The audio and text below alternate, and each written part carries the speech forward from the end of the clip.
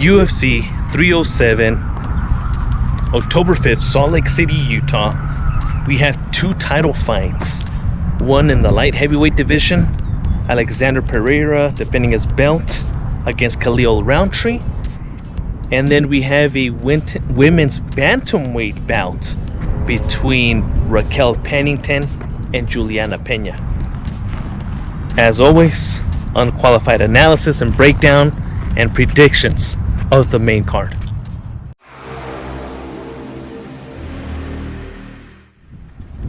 Starting us off in the main card, we have a bout in the middleweight division, a fight between Roman Dolize versus Kevin Holland.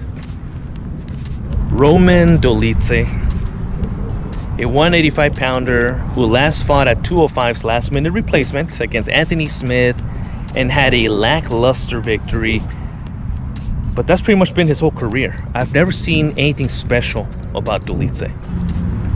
Apparently the man pretty much carries that Georgian strength, but that's about it. Other than that, I don't see fancy, explosive, clean striking. And even when he goes for his takedowns, it comes more from a gritty fight where he goes up to you, walks and eats your punches and clinches you up and works you. Again though, I must point out the guy's speed is very, very low. It's like watching molasses grow. And he's going up against Kevin Holland? Kevin Holland has been a hit or miss, in my opinion, throughout his UFC career. A man that has bounced between 185s and 170s and has had great wins on both weight classes, and he's had some tough defeats on both weight classes. The guy as well seems like when he fights, he doesn't care. I don't see or even hope much out of Kevin Holland anymore. I don't hold my breath for Kevin Holland anymore. I don't expect him to ever become a contender anymore. I just don't feel like he's in it anymore. However, once in a while, you get those glimpses of how special this guy really is. Take his last fight, for example, against Oljanchik, where he got dropped. I mean, he got cracked, flew, his feet got parted from gravity, and the guy went horizontal, went on his back, but was able to slap this crazy ass armbar and broke Oljanchik's arm. It does tell me that at any moment, if you fuck up, if you give Kevin Holland any opening, whether if it's in the stand-up or on the ground, he's gonna take it and he's gonna finish you. But Dolize has the style that has given Kevin Holland problems. A guy who's a grinder and who's a tank of a wrestler, someone that just kind of grabs you, holds down position, works you little by little. Kevin Holland seems to struggle with these kind of fighters, and he's going up against a Georgian powerhouse of a grappler. Kevin has to move in this one and let his hands go. You know, keep it simple, 1-2s, get out of the way. Again, I just don't have hope for him. Despite me talking about how slow and unimpressive Dolize is, like I mentioned, it seems to be Kevin Holland's kryptonite. These wrestlers that can hold you down and overpower you. I have Dolize winning by decision. For our next bout, we go to the women's bantamweight division, and we have a fight between Ketlen Viera versus Kayla Harrison. Another matchup that I'm not excited for because stylistically both women are grapplers, but Ketlen Viera has this ability due to her size. She's huge for her size, for her weight. Ketlen Viera has a way of making fights rather boring. Suffering from the Roman Dolize style, she's a person that likes to smother her opponents, but I've never seen explosive movement from her. I've never seen good striking coming out of her. She depends on her size to smother you, to clinch you up, to work you, to take you down, and to pummel you. Kayla Harrison, explosive, a little more agility, and definitely a monster on the ground. We saw what she did to Holly Holm. Not just what she did to Holly Holm, but even what she accomplished in the PFL. I know people will laugh at that, but it's been pretty impressive what she's been able to do and how she's running pretty much the competition over at PFL, her Olympic days, and the UFC now. The only thing that worries me in this matchup is how much weight Kayla Harrison has had to come down to be in the UFC. She says she feels fine, but I highly doubt it. She is ginormous, just exaggeratingly bulky. For a 145 pounder, she's huge. And now she had to cut down to 135s. That might affect her because, again, although Caitlin Viera is not someone that I see too threatening, she's huge for that weight class. Can't keep up the pace. And I'm pretty sure she's gonna welcome a grappling exchange. What I see here is a huge possibility of Kayla Harrison gassing out due to the weight cut and the fact that she's gonna have to be pushing against an opponent that's probably way bigger than her. I have trust and faith in Kayla though. As the professional she's always been, I'm pretty sure she's probably maintained her weight down. We're hoping here. If she has, I see Kayla winning here. She's definitely gonna be able to out-wrestle, probably out-control Caitlin Viera. I don't think it's gonna be as easy as a Holly Holm fight, but I still think she's gonna pull it off. I see Kayla Harrison winning by decision.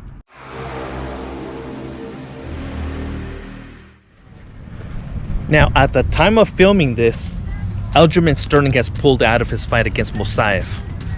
So I don't know what fight is going to be replacing their slots. So I'm going to evaluate two fights. We're going to go with the Martinez versus Aldo fight and also Buckley versus Thompson. Let's start off with Stephen Wonderboy Thompson versus Joaquin Buckley. Wonderboy Thompson is definitely not that spectacle that he once was. It looks like people have finally cracked the code, and although he still looks effective, although he still looks strong and he competes and he's not getting blown out of the water, I just don't see that Wonderboy Thompson being able to ever come back.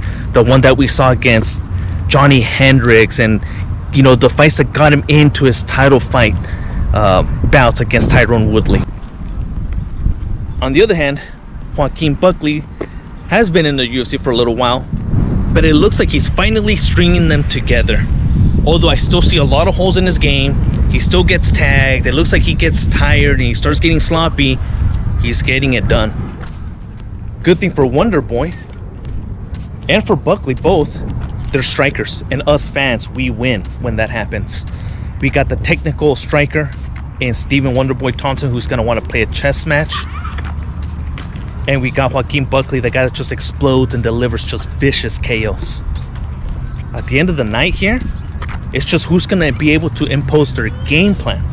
Not even really impose their will, their game plan.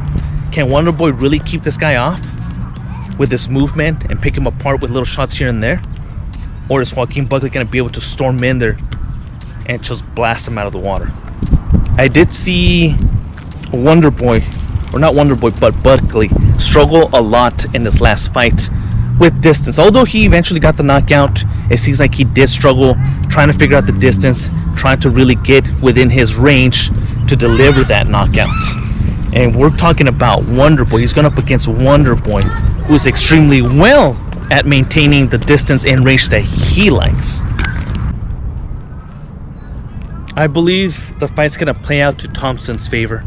Again, the fact that I see Joaquin Buckley still getting sloppy, getting frustrated, and forcing and putting himself in danger, overextending, even though it works out for him, sometimes he gets the knockouts.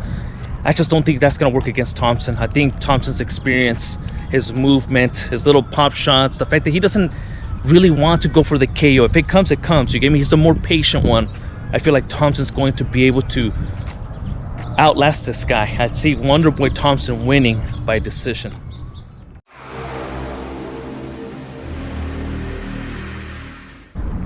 Moving forward, we also have a bantamweight fight. We have a returning from retirement second fight, Jose Aldo versus Mario Bautista. What a warrior Jose Aldo is. At one point when he lost his belt and he was trying to regain it, it really looked like this guy's career was done. taking beatings, just having these wars that you could tell just chip away years of your life, retires, comes back, and not only comes back, but actually goes down in weight. Usually it's the opposite, right? The older you get, you gotta move up in weight. This guy goes down in weight and just absolutely rejuvenates his career. Take his fight against Jonathan Martinez for an example. A young, hungry lion who's devastating everybody, TKOing everybody. And I honestly thought it was a bad matchup for Jose Aldo. And Jose Aldo came after, not only put up an incredible performance, but hurt him, dropped him, almost finished him. I mean, again, the guy's just looking like he's back in his 20s. His opponent, Mario Bautista, is in the same shoes that Jonathan Martinez was in. A greedy, new up-and-comer who's really just trying to make a name for himself, right? Exciting fights. His last fight against Ricky Simón, I mean, what a war. Although I'm still not 100% impressed with Mario Bautista, I can't say that he's a tough guy that's gonna walk forward. And I love the fact that this guy mixes it up to the body. Just beautiful work upstairs, downstairs against Ricky Simón, throwing brutal knees as Simón was coming in. This guy's IQ's there. What I'm trying to say is that Jose Aldo also has that mix-up of going upstairs, downstairs, leg kicks, knees. This is going to be such a fun fight. This should technically be fight of the night. I mean, both of them are going to go in there. They're going to mix it up. Both of them don't really look for takedowns. They like to stand and trade. And we're going to see who the tougher guy is. We're going to see who's the one that's going to be able to tough it out the most. But as I mentioned, this new rejuvenated Jose Aldo, he's something else, man. I can't really bet against him. And you know what? The fact that they're going to stand and trade, I actually see a stoppage here, man. I don't think Bautista's going to be able to get away with it the way he did with Ricky Simón. Jose Aldo's a different kind of beast. Either Jose Aldo's going to win by a lance, 30-27. So I can't say he's going to dominate, but he's definitely going to win all rounds. Or we might even see a late stoppage here.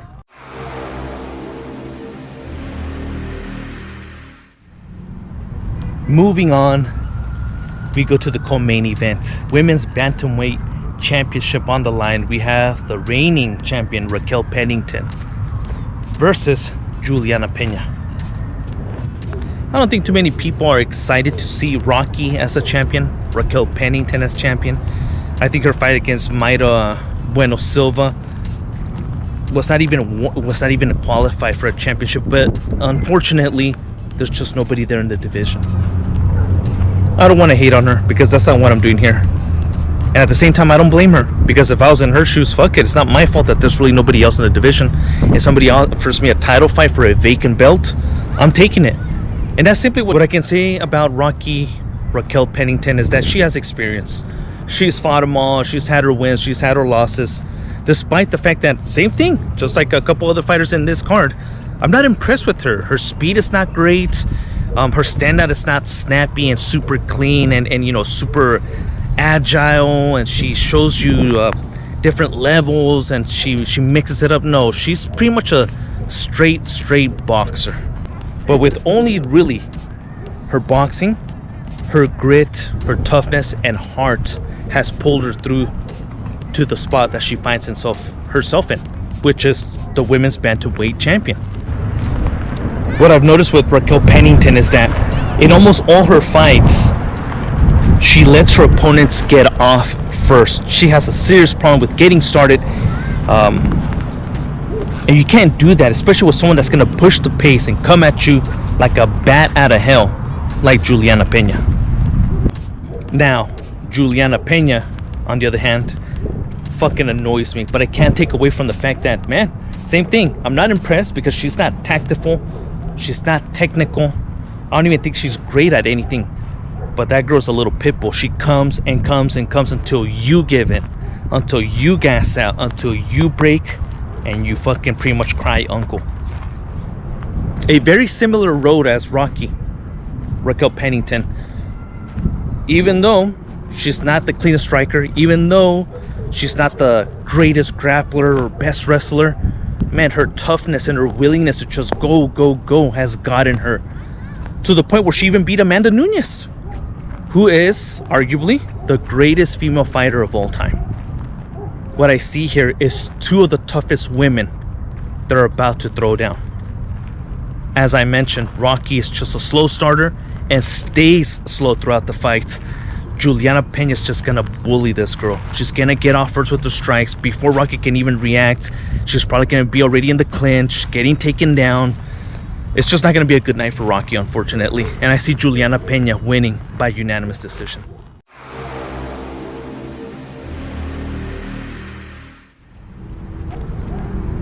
Next, it's our main event. And the light heavyweight championship is up. We have the champion, Alexander Pereira, defending against Khalil Roundtree. And boy, oh boy, do I have a lot to say about Khalil Roundtree. Good and bad. Let's get the good out of the way. The good is that you can always expect for him to go to sleep or he's gonna sleep somebody. Either he's gonna get KO'd or he's gonna KO somebody. Khalil Roundtree comes out to kill or be killed. And with styles clashing like that of Alex Pereira, I mean, fireworks. I'm expecting someone to get knocked the fuck out round 1 or early round 2. The bad is that this is an undeserved title shot. We're talking about Khalil Roundtree, who just recently failed a drug test. The UFC's new anti-doping agency, which was built from in-house, okay, after leaving USADA thanks to Conor McGregor. So the Combat Sports Anti-Doping Agency announced not too long ago that Khalil Roundtree had self-reported himself about testing positive for a banned substance. I find it odd that this agency right away reported that the supplement company that Khalil Roundtree was using to get specific products made just for him admitted guilty. We accidentally had it tainted. I think it's funny how we're starting to see these kind of stories, and only a 2-month suspension from Mr. Roundtree. It won't be the first and it won't be the last with this new George Piro ran agency. Now, lucky for us, he's going up against Alex Pereira. And Khalil Roundtree's last fight as well was against Anthony Smith, who was a replacement last minute, so he wasn't in shape. And I mean, Khalil Roundtree was getting tagged a lot. And I've noticed that every time Khalil Roundtree swings, he uses a lot of his, he shifts all his weight forward, upper body forward. So he throws himself off balance. He has these moments where he kind of even wobbles at times after he throws a huge 1-2 and misses. People forget how sloppy Khalil Roundtree is of a striker because of his crazy ass highlights. The fact that he's so explosive and he's actually able to catch these guys. People forget that technically this guy's just, you know, he definitely loses a lot of position and a lot of balance in trying to attack his opponents. And you can't really do that with Alex Pereira. Now, Alex Pereira, on the other hand, his last fight was also a last-minute fight, but unlike Khalil Roundtree, who had a full training camp, it still looks subpar against Anthony Smith, last-minute Anthony Smith. Pereira fought also against Jiri, who was only a couple-week replacement, but he looked incredible for just being a last-minute fight that was booked. His striking, his precision, his accuracy, his timing, it didn't look affected. So whether if he's training or he's off training, it pretty much tells me that Alex Pereira's fucking for reals, that this is all skills, and this guy, whether he's in the gym or not, is incredibly dangerous. So a short notice Pereira looked 100 times better than a well-trained, fully trained, full camp Khalil Roundtree against a late-minute replacement.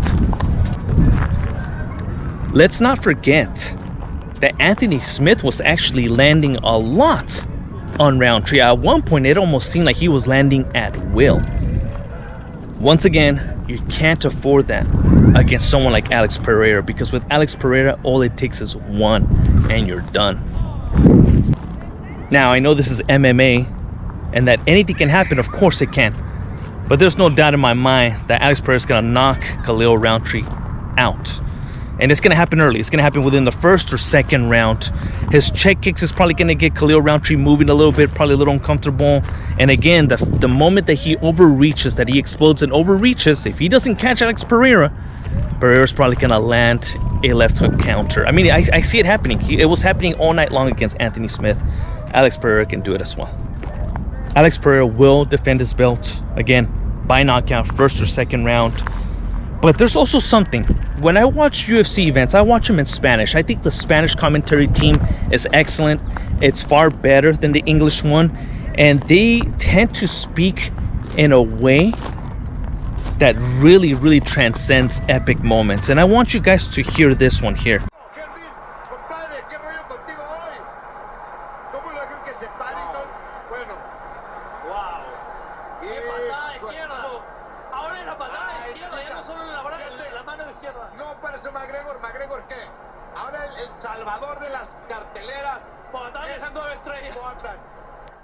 McGregor who? You guys have to remember that this was UFC when Chandler McGregor fell out and the UFC was desperately trying to save the card. It was Jiri Prochazka and Alex Pereira who stepped up to the plate last minute and risked it all. And Alex Pereira goes out there and delivers this kind of performance. They're correct. McGregor who? The new savior and the new superstar of the UFC is Alex Pereira.